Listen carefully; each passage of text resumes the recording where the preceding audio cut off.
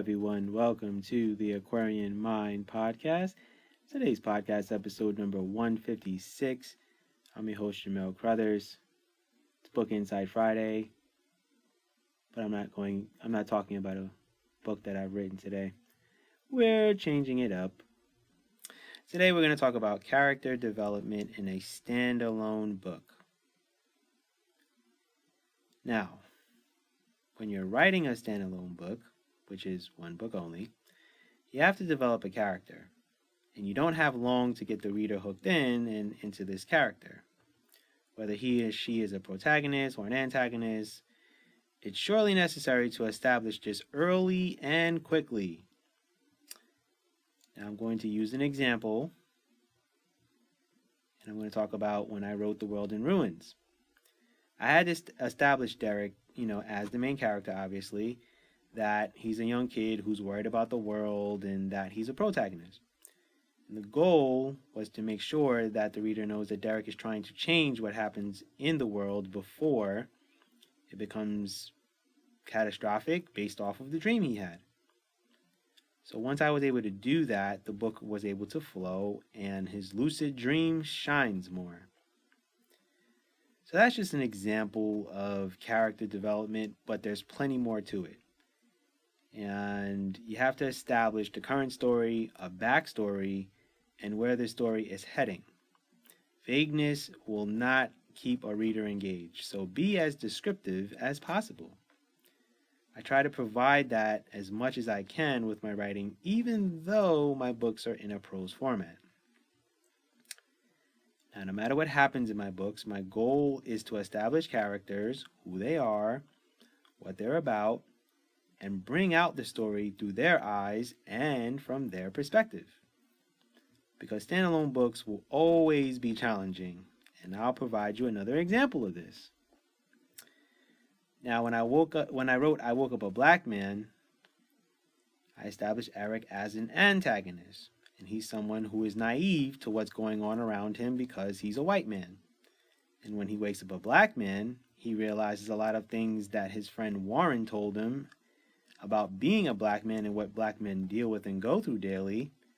That's when Eric starts to really see the light. And I wanted people to not like Eric in some ways, but by the end of the book, he becomes more of a protagonist and wanting to change the landscape of how black men are treated in today's society. So there's always challenges with writing content, and sometimes when I'm writing books, I can establish a character as one thing, and by the end, he or she is a totally different person based on their experiences that they've dealt with.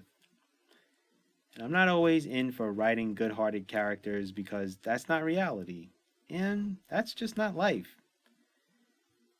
So for me, writing standalone books, I have to be quick and concise in knowing what I'm writing and what I want to get to early on.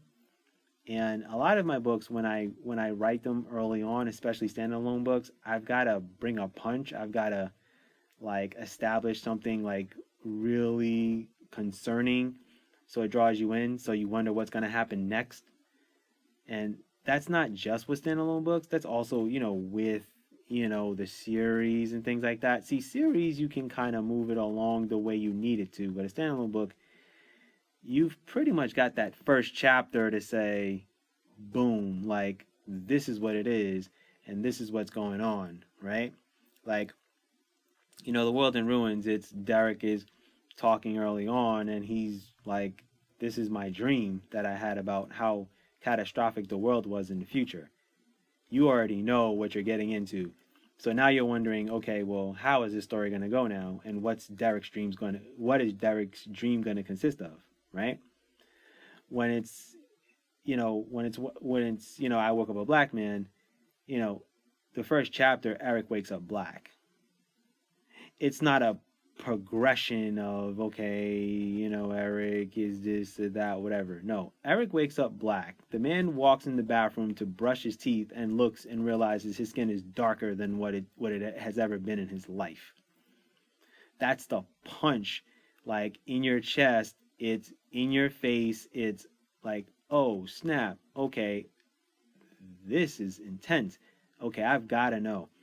It's also that way because a lot of bookstores, like when you go to look at a book, you can kind of, like, let's say on Barnes and Noble, you can kind of click the book and look inside and kind of can get a gist of what the book is about a little bit, like that first chapter. So that's kind of also the reason why I do it too, because you're gonna look inside of the book a little bit because you're like, let's see what this is about, and then you go, oh, whoa, wait a minute, wait, what? Okay, hold up. And then you look at the table of contents and you see the chapter layouts, and I name my chapters a certain way for a reason. Everything's done with purpose and precision. Like, I am very meticulous in my process with things. So standalone books, I don't have long. I've really got to draw you in within that first chapter. If I don't, I'm in trouble. Chances are you're probably not going to continue to read the book, and then it's like, I lost $1 or $2 if it's an ebook or whatever the case is. So that's why I do the things that I do with standalone books.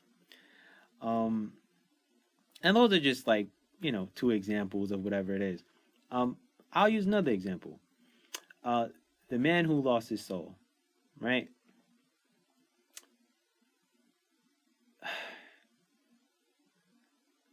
When I wrote that book, it delves into domestic violence, but it's focused on, you know, with men, and I had to pack a punch. Like, the main character, he's in a hospital, he's been beaten and abused by his wife, and his eye socket is messed up and his jaw is broke and all that stuff. And it starts there, and then he goes through the process of the story and how he got to where he is currently. So I couldn't just, with that kind of book, I can't just go through, oh, like, I've never been in love and then I met this wonderful woman. No, no, no, no. I've got to establish how he got there and quick. Like, you bought the book to find out, okay, this is domestic violence. How did this happen and why and things like that. So when you're doing standalone books, you've got to, like, bring it. You got to bring your A game from the get go, because if you don't, you lose the reader. I lose you guys, basically. So um, I've learned that along the way. Um, and that's through, just, being intuitive, books that I've read, in my life, things like that. I read books on social issues for the most part. So it's only fitting, that I'm able to learn based off of what other people have written and things of that nature. So just know that I bring it with a lot of my books, and I feel good about that when I am able to do that. I love it, and I will continue to always do that. So uh,